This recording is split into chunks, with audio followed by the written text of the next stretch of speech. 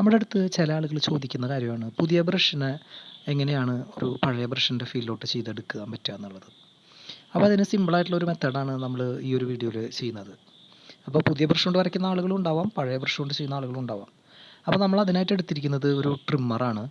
പുതിയ ട്രിമ്മറൊന്നും എടുക്കണമെന്നില്ല. നമ്മൾ ഏതെങ്കിലും പഴയ ട്രിമ്മർ വയ്ക്കാം, അല്ലെങ്കിൽ ഇപ്പോൾ പുതിയ ട്രിമ്മർ ആയാലും അതുകൊണ്ട് കുഴപ്പമൊന്നുമില്ല. നമ്മൾ ഒരു പഴയ ട്രിമ്മറാണ് ഇപ്പോൾ അതിന് വേണ്ടിയിട്ട് എടുക്കുന്നത്. ഇവിടെ കേടായിട്ട് പോലെയൊക്കെ കിടക്കുന്ന കുറേ ട്രിമ്മറുകളുണ്ട്. അപ്പോൾ അതെടുത്തിട്ട് നമ്മൾ ഇതിൻ്റെ ഹെയറൊക്കെ കട്ട് ചെയ്ത് സെറ്റ് ചെയ്യുക. സാധാരണ ഒരു മുടിയൊക്കെ വെട്ടി സെറ്റ് ചെയ്യുന്നത് പോലെ തന്നെ നമുക്ക് ഇഷ്ടമുള്ള രീതിയിൽ വേണമെങ്കിൽ എത്ര വേണം എന്ന് നോക്കിയിട്ട്, അല്ലെങ്കിൽ പെട്ടെന്ന് തന്നെ ബ്രഷൊക്കെ ചിലപ്പോൾ ചെത്തിപ്പോവും. ഇപ്പോൾ ബ്രഷിനൊക്കെ നല്ല വിലയാണ്. ആദ്യമൊക്കെ വലിയ വിലയൊന്നും ഉണ്ടായിരുന്നില്ല ബ്രഷുകൾക്ക്. അപ്പോൾ നല്ല ബ്രഷിനൊക്കെ ഇപ്പോൾ നല്ല റേറ്റ് കൊടുക്കണം. അപ്പോൾ അത് കട്ട് ചെയ്യുമ്പോൾ വളരെ ശ്രദ്ധിച്ച് നമുക്ക് വേണ്ട രീതിയിൽ അതിൻ്റെ ഷേപ്പിൽ പതുക്കെ കട്ട് ചെയ്തെടുക്കുക. ഇപ്പോൾ നമുക്ക് ഒരു കയ്യിൽ നമ്മൾ മൊബൈൽ പിടിച്ചുകൊണ്ട് നമുക്ക് ശരിക്കും കട്ട് ചെയ്യാൻ പറ്റുന്നില്ല. എന്നാലും നിങ്ങൾക്ക് കാണിച്ചു തരാൻ വേണ്ടിയിട്ട് നമ്മൾ അതിൻ്റെ ഒരു രീതി കാണിച്ചു തന്നു മാത്രം. നിങ്ങൾക്ക് ആവശ്യമുള്ള രീതിയിൽ കട്ട് ചെയ്ത് ഷേപ്പാക്കി എടുക്കാം. വളരെ സിമ്പിളായിട്ട് ചെയ്യാൻ പറ്റുന്നൊരു മെത്തേഡാണ്.